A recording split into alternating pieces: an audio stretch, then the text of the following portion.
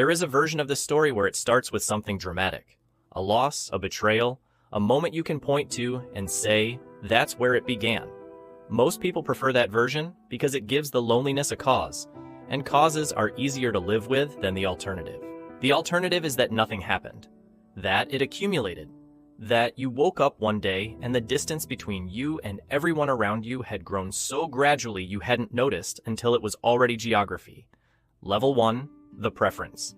You are not lonely. You want to be clear about that. You are selective.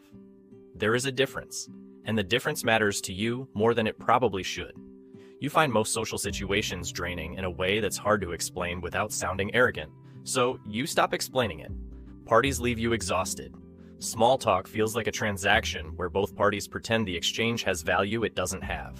You have a handful of people you genuinely like and a much larger number of people you tolerate with varying degrees of success, and you've decided this is fine. This is just how you're built. You cancel plans more than you keep them.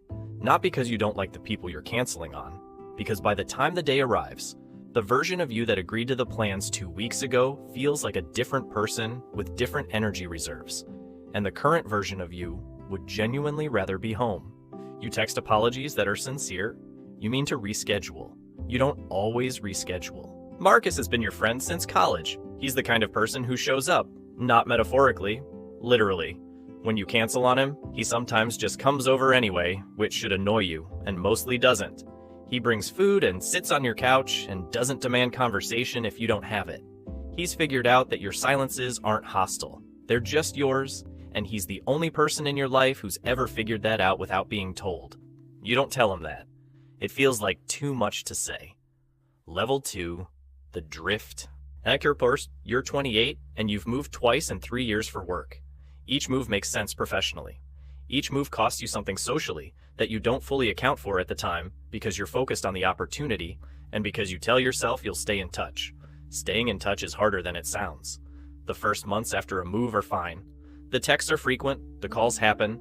There's a shared understanding that the friendship is just adjusting to distance. But friendships need proximity to stay alive in ways that nobody warns you about.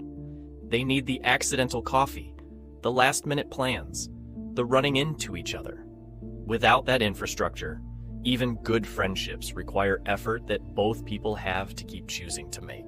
Most people stop choosing, not because they don't care, because life fills the space and before you know it, 3 months have passed and reaching out starts to feel like it requires an explanation for the gap, and the explanation feels like work, and the work feels like too much, and so you don't reach out. You tell yourself this is normal. It is normal. Normal is not the same as fine. You make acquaintances in the new city, people from work, people from the gym, someone you meet at a thing who seems interesting. These relationships have the texture of friendship without the depth. You know their names and their jobs and their opinions on restaurants. You don't know what keeps them up at night.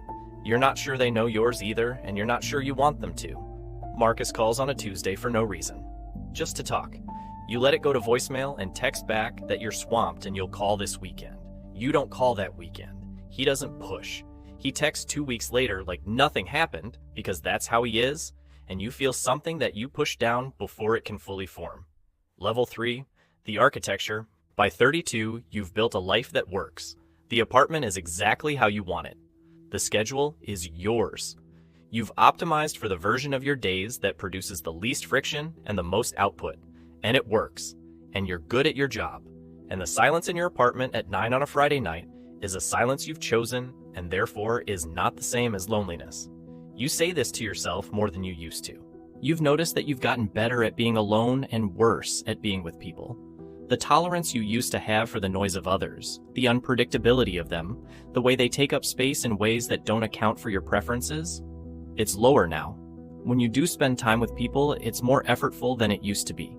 You're out of practice. The muscles have atrophied. You go on dates occasionally. They go fine and go nowhere.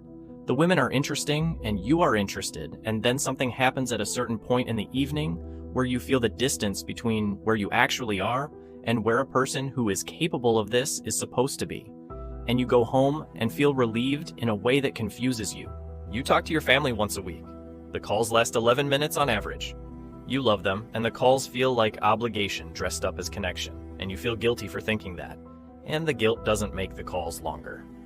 Marcus visits for a weekend. You're glad he's there and ready for him to leave before he does. On the last morning, he makes coffee and sits across from you at the kitchen table and looks at you in a way that means he's about to say something real. He says, "I feel like I'm losing you and I don't know to what." You say, "I'm fine. I'm just tired. Work has been a lot." He nods. He knows you well enough to know that's not the whole answer. He doesn't push because he knows you well enough to know pushing doesn't work. He hugs you at the door and says, "Call me," and you say, "I will." And you both know the call is less likely than either of you wants it to be. Level 4. The maintenance. You're 36 and you've stopped pretending that the way you live requires explanation or apology. This is your life. You've chosen it. The choosing is ongoing and deliberate, and you stand by it. What you haven't accounted for is the accumulation. Not of sadness. You're not sad exactly. Of weight. A low-grade heaviness that's been building so slowly you've adjusted to it the way you adjust to a smell in a room you spend too much time in. You don't notice it anymore. You've normalized it. You get sick in February. Nothing serious, a bad flu, 4 days in bed. There is nobody to bring you soup. This has always been true and has never bothered you before. But lying in bed at 2 in the afternoon watching the ceiling, it bothers you. Not enough to call someone. Enough to notice. You go to a work event and find yourself in a corner doing the thing you've always done at work events, which is identifying the person who also wants to be in a corner and having a passable conversation with them about something neither of you fully cares about. Except this time, you watch yourself doing it from a slight distance, like watching a recording, and you think, "I have been doing this exact thing at every work event for 14 years, and I have never once left one of them feeling less alone than when I arrived." You download an app. You delete the app. You download a different app. You go on 3 dates in 2 months. The first is fine. The second is better than fine. Genuinely good. You feel something real for a few hours, and then she texts you the next day, and you wait 2 days to respond because something in you needs to control the pace of this, and by the time you respond, the moment has passed. You can feel it in her reply.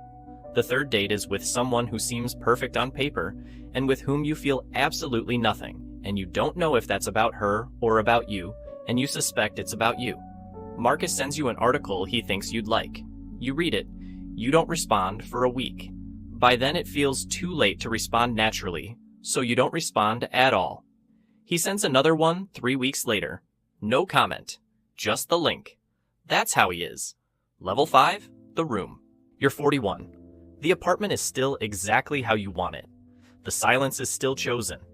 You're good at your job, and the work is real, and it matters. And some days that's enough, and some days you're sitting at your desk at 6:30 on a Wednesday, and you realize you have not had a conversation today that wasn't transactional.